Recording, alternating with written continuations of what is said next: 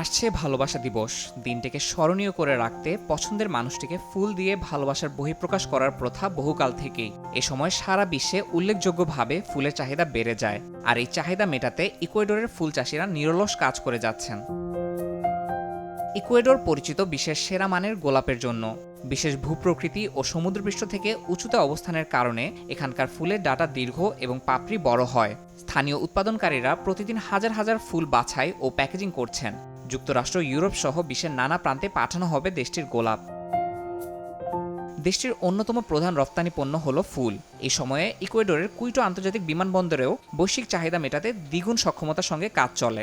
বিমানবন্দর কর্তৃপক্ষের তথ্য অনুযায়ী ২০২৫ সালে ভালোবাসা দিবসের জন্য ফুল রপ্তানির পরিমাণ ৩ থেকে ৫% বাড়বে বলে আশা করা হচ্ছে। ভালোবাসা দিবস উপলক্ষে ইকুয়েডরের ফুল চাষিরা যেন প্রকৃতির স্নিগ্ধতার বার্তায় পৌঁছে দিচ্ছেন বিশ্বের নানা প্রান্তে। তাদের আশা, ফুলের এই মিষ্টি সুবাস ভালোবাসা ছড়িয়ে দিবে সবার মনে। ইয়াসিন মোহাম্মদ জিসান, সময় সংবাদ।